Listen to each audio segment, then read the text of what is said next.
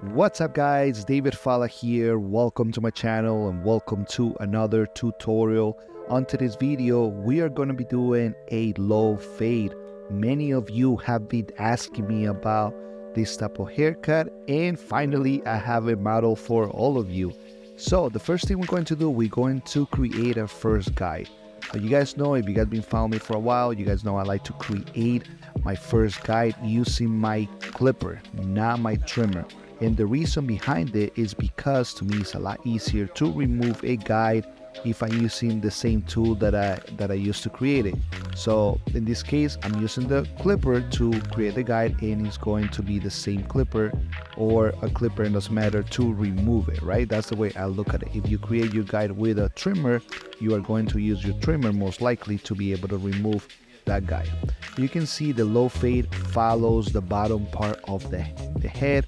So in this case, we're going to follow the hairline kind of to create that shape, right? I'm not going too low on the back. As you can see, I went a little bit higher than with the hairline, and the reason is because the client didn't want it super low on the bottom, on the back, but he still wanted to be like a drop fade. So in this case, now I'm using my trimmer. If I use the trimmer in the opposite direction to create a guide, and then use the same to remove all the hair. And now I'm using my shaver to shave the bottom. Obviously don't go all the way to the top on the first guide, leave a little bit of space so you start creating that blend. Now open the clipper and create a guide. This guide is going to be probably around a finger's width, but it also depends, right? If the client's head is a little bit bigger, then you want to create this guide maybe a little bit like wider. But if the client has a smaller head, then make the adjustment and create the guide a little bit smaller, right? Now I'm using my this clipper just because it has a lot of power, but any clipper will work just to create the clipper over comb. And I'm setting up my shape, but you can see, look at the position of the comb. It's at an angle, and the reason is because I do want to build weight. I want it to be longer towards the top, so I'm creating an angle with it. And all I'm doing is trying to connect that top to the bottom. In this case, it's gonna be around like a number 1.5 or so by the time I'm done clipper over combing.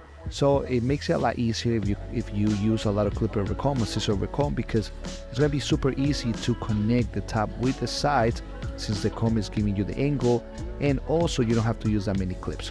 So right now I switched my clippers, and the reason is because the other one got a little bit hot. So I'm using right now the Babyliss Low Pro. And by the way, all the tools that I'm using, I'm going to leave the link in the description for them. And also I have a discount code with Babyliss and with Stylecraft and Gamma. So also if you guys are interested in getting any of these clippers, then might as well use the discount code and save some money. So now I was using the 1.5 with the lever open. Now I'm using the 1.5 with the lever closed. And all I'm doing right now is connecting what I created with the clipper over comb to the fade, right, to the blend part. Now I'm jumping to the 1/16 or the half, or I know in some companies it's the 0. So what I'm doing with this is connecting to the 1.5 and using the lever open. So I always start with lever open, and I close that lever little by little, because you can see in some parts I'm gonna have to use more of the corners just to be able to have more control of what I'm doing. In other parts I'm gonna be able to use the whole blade. This is very important that you keep in mind, because in some parts, if you use the whole blade, you might make a hole or might take that fade a little bit higher than you want it. So it's important to understand that whatever the head rounds or switches the planes, it's important to you adjust the tool that you're using to be able to compensate for that.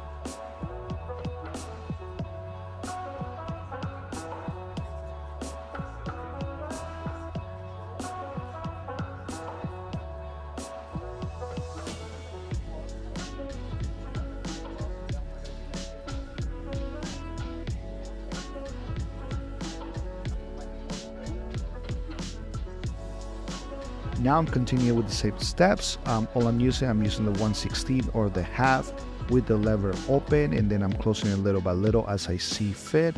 Very important that you keep in mind that with this guard, if you close it sometimes all the way, you might make a little bit of a hole. So you close it as you need it. If you feel that you need to close it more, then close it. But if you don't, then just don't close all the way.